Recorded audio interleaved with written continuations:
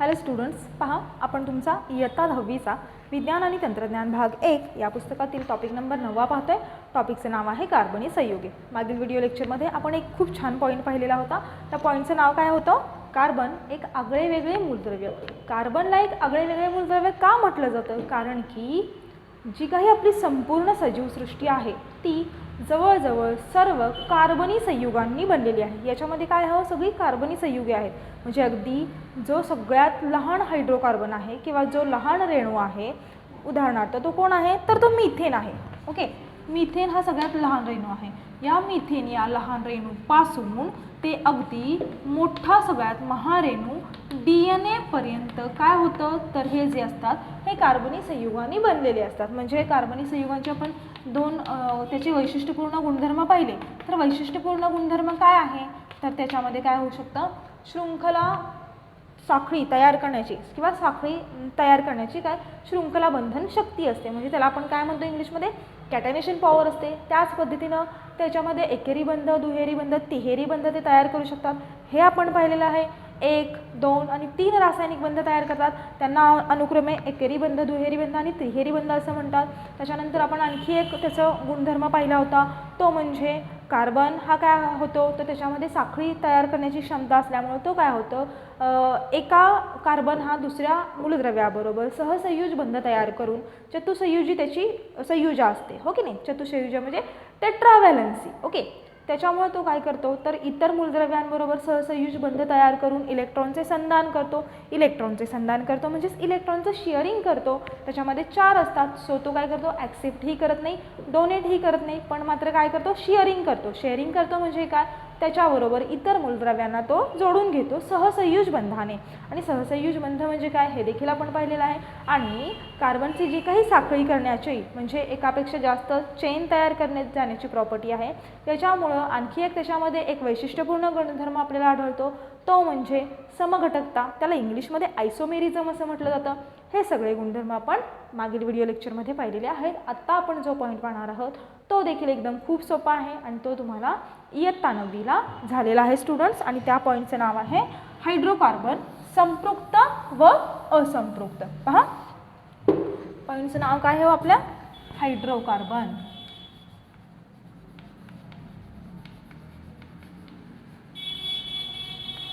संपृक्त व असंपृक्त। आता याला इंग्लिशमध्ये हायड्रोकार्बन संपृक्त म्हणजे सॅच्युरेटेड आणि असंपृक्त म्हणजे अनसॅच्युरेटेड। आता हा जो काही कन्सेप्ट आहे, ही जी काही संकल्पना आहे ती तुम्हाला इयत्ता 9वीला झालेली आहे। कोणाला म्हणायचं हायड्रोकार्बन? काय आहे हायड्रोकार्बन हे आपण बघणार आहे। पहा, जी काही कार्बनी संयुगे असतात ही कार्बनपासून बनलेली असतात, हे तर आपण पाहिलेलं आहे। खूप साऱ्या पुष्कळ अशा मूलद्रव्यांमध्ये कार्बन हा मुख्य घटक असतो, हे आपण पाहिलेलं आहे। पहा, काही संयुगे अशी असतात की त्यांच्यामध्ये कार्बन बरोबर आणखीन 2 घटक आपल्याला पाहायला मिळतात। तर ते कोणते असतात? एक म्हणजे ऑक्सिजन आणि दुसरा म्हणजे हायड्रोजन। ओके, आता ऑक्सिजनला आपण थोडंसं बाजूला ठेवूयात। आपल्या पॉईंटचं नाव आहे हायड्रोकार्बन्स। तर कोणाला म्हणायचं हायड्रोकार्बन? तर हायड्रोकार्बन हा जो शब्द आहे हा 2 शब्दांच्या कॉम्बिनेशनने तयार झालेला आहे। हायड्रोजन आणि कार्बन। हायड्रोजन आणि कार्बन या दोघांना मिळून म्हणजे जी संयुगे हायड्रोजन आणि कार्बन यापासून बनलेली असतात त्यांना हायड्रोकार्बन्स असं म्हटलं जातात। आता काही हायड्रोकार्बनची तुम्हाला नावं सांगू। आपल्या घरातला LPG गॅस असेल, पेट्रोल, डिझेल, रॉकेल, हे जे काही आहेत हे सगळेच्या सगळे बाळांनो हायड्रोकार्बन्स आहेत। आणि हे खूप मोठ्या प्रमाणात म्हणजे त्यांची खूप मोठी कार्बनची चेन असते। या सगळ्यांना हायड्रोकार्बन असं म्हटलं जातं। म्हणजे जी काही इंधने असतात बाळांनो त्यांना हायड्रोकार्बन्स असं म्हटलं जातं। सो आपण इथं व्याख्या लिहूयात। जी संयुगे हायड्रोजन व कार्बन यापासून बनलेली असतात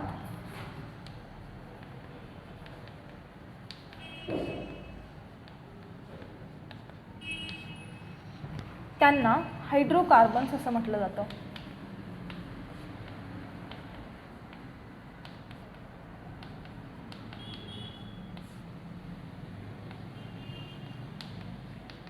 पहा इथे देते मी तुम्हाला हायड्रोजन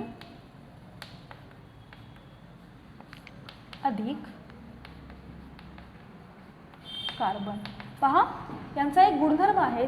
यांचा काय गुणधर्म आहे तर हायड्रोकार्बन हे जे असतात ही मूलभूत आणि साधी मूलद्रव्ये आहेत. ओके, हायड्रोकार्बन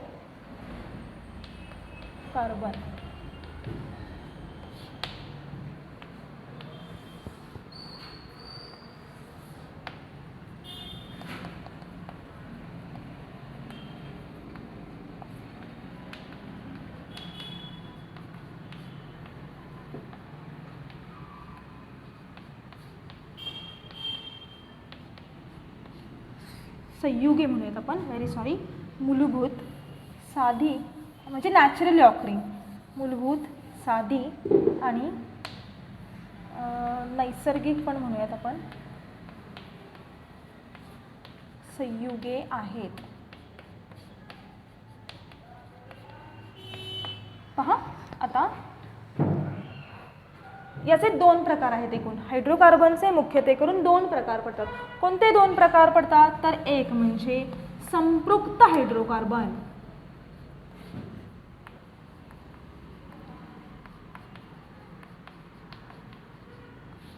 आणि दुसरं असंपृक्त हायड्रोकार्बन.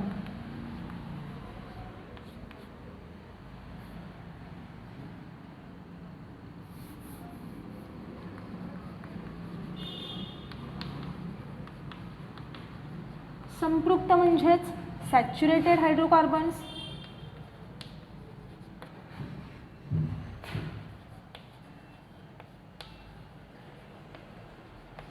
आणि असंपृक्त म्हणजे अनसॅच्युरेटेड हायड्रोकार्बन्स. पहा आता आपण या दोघांचा अभ्यास करूयात. सॅच्युरेटेड कोणाला म्हणायचं, अनसॅच्युरेटेड कोणाला म्हणायचं, संपृक्त हायड्रोकार्बन कोणाला म्हणायचं आणि असंपृक्त हायड्रोकार्बन कोणाला म्हणायचं हे आपण पाहणार आहोत. पहा ज्या कार्बनी संयुगांमध्ये कार्बनच्या दोन अणूंमध्ये एकच बंध असतो किंवा एकेरी बंध असतो त्यांना संपृक्त हायड्रोकार्बन असं म्हटलं जातं. आणि ज्या कार्बनी संयुगांमध्ये कार्बनच्या दोन अणूमध्ये दुहेरी किंवा तिहेरी बंध असतो त्यांना असंपृक्त हायड्रोकार्बन म्हटलं जातं. सो आपण इथं लिहूयात एकेरी बंध, सिंगल बॉन्ड, एकेरी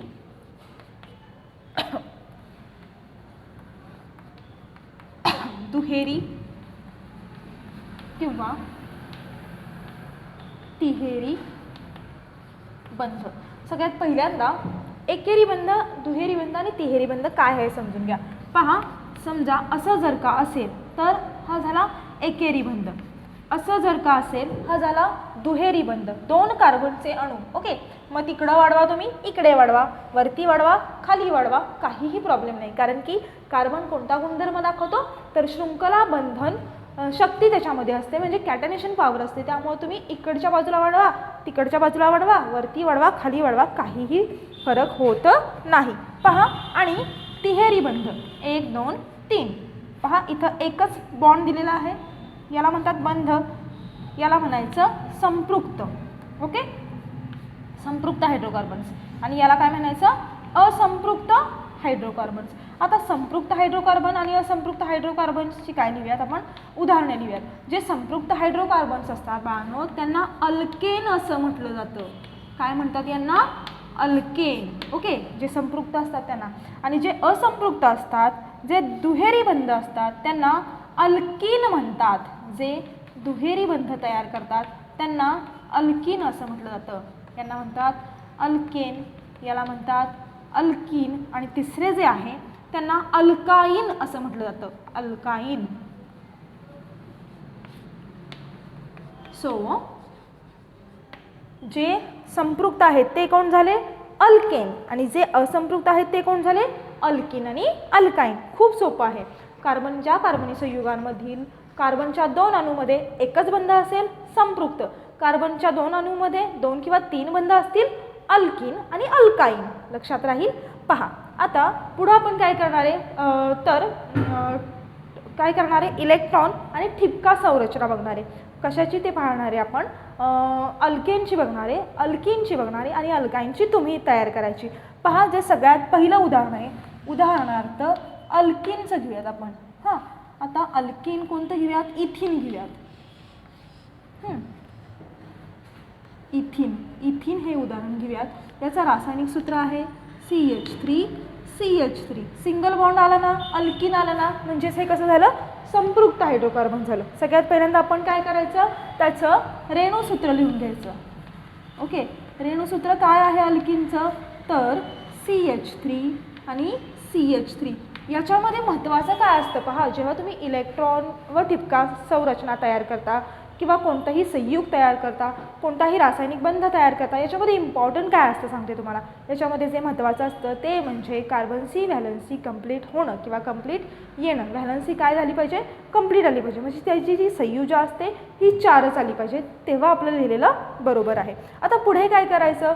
पुढे सगळ्यात पहिल्यांदा कार्बनचे बंध लिहून घ्यायचे. कार्बन किती आहे? तो 2 आहेत. लिहिले. ओके, आता हायड्रोजन किती आहेत पहा. पहिल्या कार्बनला 3 आहेत आणि दुसऱ्या कार्बनला 3 आहेत. सो मी इथं काय करून घेणार आहे? 1 2 3. इथं देखील थोडंसं खाली घेऊया. पहा, हे समजलं तुम्हाला. आता दुसरी स्टेप काय करणार आहे पहा. 1 2 इथं, इथं आणि इथं. मी कसं लिहिलं ते लक्षात येतं? CH3 CH3 आणि CH3. हे जे होतं तेच मी काय लिहिलेलं आहे? स्ट्रक्चरमध्ये लिहिलेलं आहे. आता हे दाखवताना आपण काय करूयात? तर कार्बनसाठी डॉट स्ट्रक्चर घेऊयात. ओके, डॉट म्हणजे कोण आहे? तर कार्बन. आणि क्रॉस म्हणजे कोण आहे? तर हायड्रोजन. ओके, हे जे लिहिलेलं बरोबर आहे की नाही हे ओळखायचं कसं? कार्बनच्या चारही बाजूला जर का 4 बंध असतील तर त्याची संयुजा कंप्लीट झालेली आहे, त्याची व्हॅलन्सी कंप्लीट झालेली आहे, म्हणजे हे लिहिलेलं बरोबर आहे. हे देखील लिहिलेलं बरोबर आहे. ओके, आता पुढे जाऊयात. कसं काढायचं स्ट्रक्चर? तर पहा, इथं आपण काढूयात. सुरुवातीला इथं एक हायड्रोजन दिला मी, इथं एक हायड्रोजन दिला, इथं एक हायड्रोजन दिला. ओके, कार्बनचं काय केलं आहे? डॉट स्ट्रक्चर काढलं आहे, ते आपण इथं काढून घेतलं. ओके, चारही बाजूला 4 काढले का हायड्रोजनचे? हे एक आणि हे एक. आता मी काय करणार आहे हो? तर हे एक इथं दिलं, हे एक इथं दिलं आणि हे एक इथं दिलं. ओके, आता दुसरं कार्बन हा जो आहे हां, त्याला देखील डॉट दिला. आता पहा, इथं एक हायड्रोजन दिला, इथं एक हायड्रोजन दिला, इथं एक हायड्रोजन दिला, त्याला क्रॉस दिलं, त्याला क्रॉस दिलं आणि याला देखील क्रॉस दिलं. इथं एक दिला, इथं एक दिला आणि इथं एक दिला कार्बनचा. ओके, चारी बाजूला 4 दिले. आता हे एक लिहिलं इथं, इथं एक दिलं, इथं एक गोल केला मी आणि हा एक गोल केला आणि हा एक गोल केला या गोलातून. आणि हे दोन्ही काय करायचे आहेत? मला एकत्र करायचे आहेत. ओके, सो इथं आपण काय करूयात? हे थोडंसं इथं घेऊयात आणि हे इथं अशा पद्धतीनं आलं पाहिजे. याला म्हणायचं ठिपका आणि इलेक्ट्रॉन संरचना. ठिपका आणि इलेक्ट्रॉन संरचना अशा पद्धतीने ते तयार करायचं आहे. ओके, हे समजलं संपृक्त हायड्रोकार्बनचं. आता दुसरं आपण उदाहरण घेऊयात असंपृक्त हायड्रोकार्बनचं. असंपृक्त हायड्रोकार्बनचं उदाहरण आहे पहा, इथं काय घेतलं? इथिन. आता आपण काय घेणार आहे? तर इथेन घेतलं. सॉरी, याचं नाव इथिन नाही, अल्किन नाही, very sorry, alkane. Very sorry, alkane. हे काय आहे? इथेन आहे. याचं नाव काय आहे? इथेन. CH3CH3. आता आपण काय घेणार आहे? असंपृक्त. याचं जे उदाहरण आहे हे आहे अल्कीन आणि त्याचं नाव काय आहे? तर अल्काइन. सॉरी, अल्किन आणि त्याचं नाव आहे इथिन. व्हेरी सॉरी, अल्काइन म्हणजे तिसरा प्रकार येतो आणि ह्याचं जे फॉर्म्युला आहे तो काय येणार आहे? CH2 double bond CH2. Okay, CH2 double bond CH2. सगळ्यात पहिल्यांदा मी इथं रेणूसूत्र लिहिणार. पहिल्या पायरीमध्ये काय करणार आहोत? रेणूसूत्र लिहून घेणार. काय आहे रेणूसूत्र? CH2 double bond. ओके, आता हे जे दाखवलंय तेच मी इथं लिहून घेणार. पहिल्यांदा हा एक कार्बन लिहिला. त्याच्यानंतर हायड्रोजन किती आहेत? 2 आहेत. इकडे एक दिला, ह्या कार्बनला 1 2 आहेत, इकडे एक दिला, इथं एक दिला आणि इथं एक दिला, इथं एक दिला आणि इथं एक दिला. झालंय का इथं? चार बॉन्ड आलेत का, 4 बंध आलेत का, नाही आलेले. सो मला काय करावं लागणार आहे, 1 2 1 2 3 तीनच बंध, 1 2 3 तीनच बंध. सो मला काय करावं लागणार आहे, मग हे चुकतंय आपलं. आपल्याला किती पाहिजेत, कंपल्सरी 4 आले पाहिजेत कार्बनच्या बाजूनी. म्हणून मी इथं काय करणार, तर दुसरा बंध देणार. हे झालं आपलं काय, त्याचं स्ट्रक्चर तयार. आणि अशाच पद्धतीनं त्याचं काय होणार आहे, डॉट आणि इलेक्ट्रॉन स्ट्रक्चर तयार होणार आहे. अशाच पद्धतीनं जे तिसरं असतं ते तिसरं येतं. कशाचं, तर आणखी नावं आहेत, इथेन आहे, प्रोपेन आहे, ब्युटेन आहे, पेंटेन आहे. इथं देखील इथिन, प्रोपीन, ब्युटीन अशा पद्धतीनं आणखी खूप सारी संपृक्त आणि असंपृक्त हायड्रोकार्बन्सची उदाहरणं आपल्याला सांगता येतील. पहा इथं आपण त्याचं स्ट्रक्चर काढूयात. आता याचं स्ट्रक्चर आपल्याला काढायचं आहे, त्याची संरचना काढायच्या आधी इथली आपण काढूयात. पहा इथं कसं होईल, इथं 2 2 मिळाले ना आपल्याला. हा एक कार्बन, हा एक कार्बन, इथला एक हायड्रोजन, इथला एक हायड्रोजन, इथला एक हायड्रोजन, इथं इथं आणि इथं. इथं किती मिळाले, 2, इथं 2, इथं 2, इथं देखील 2 आहेत, इथं देखील 2 आहेत, इथं 2, इथं 2. याला म्हणायचं इलेक्ट्रॉन व ठिपका संरचना. इलेक्ट्रॉन व ठिपका संरचना. पहा आता इथं आपण काढूयात, सेम असंच करूयात. आता रेषा आणि ठिपका संरचना येणार, कारण की इथं आपले काय आले, 2 बंध आले. सो पहा कसं येणार आहे, इथं हा एक कार्बन, हा एक कार्बन, हा हायड्रोजन. दाखवताना कसं दाखवूयात आपण, असं दाखवूयात इथं आणि इथं दाखवूयात, इथं दाखवूयात आणि इथं दाखवूयात. हा याचा, हा याचा, हा याचा, हा याचा, इथं दाखवूयात. हा डॉट स्ट्रक्चर, हा क्रॉस, हा डॉट आणि हा क्रॉस. हा 1 आला, हा 2 आला आणि हा याचे 2. आता 2 आहेत ना, इथं एक येणार, इथं एक येणार. सो याचा हा आला, याचा हा आणि सो तयार कसं होताना होणार आहे पहा, हे जे पाची आहे ते एकत्र येणार. ओके, सो हे अशा पद्धतीनं ते स्ट्रक्चर तयार होणार. याला म्हणायचं रेषा आणि ठिपका संरचना.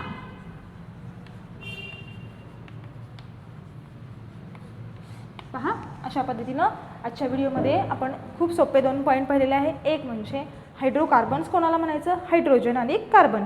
जी संयुगे या 2 घटक मूलद्रव्यापासून बनलेली असतात त्यांना हायड्रोकार्बन असं म्हटलं जातं. ही कशी आहे, तो साधी आणि मूलभूत मूलद्रव्य आहेत, ही नैसर्गिक मूलद्रव्य आहेत. याचे 2 प्रकार पडतात, एक म्हणजे संपृक्त हायड्रोकार्बन, दुसरं म्हणजे असंपृक्त हायड्रोकार्बन. संपृक्त हायड्रोकार्बन म्हणजे काय म्हणतो आपण, तर ज्या कार्बनी संयुगांमध्ये कार्बनच्या 2 अणूमध्ये एकेरी बंध असेल.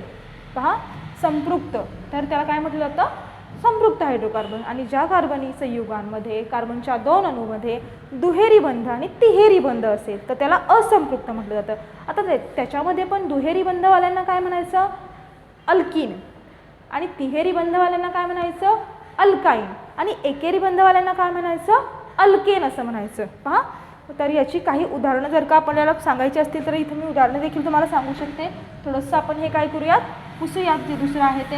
आणि जे तिसरं आहे अल्काईनचं ते तुम्ही दाखवायचे. ओके, अल्काईनचं स्ट्रक्चर कसं येणार हो, तर पहा CH triple bond CH. Okay, हे जे आहे हे कशाचं येणार, अल्काईनचं, असंपृक्त मधलं दुसरं. सो मी अर्ध तुम्हाला काढून देते, राहिलेलं तुम्ही करा. ओके, तिसरं जे आहे हे काय आहे, अल्काईन.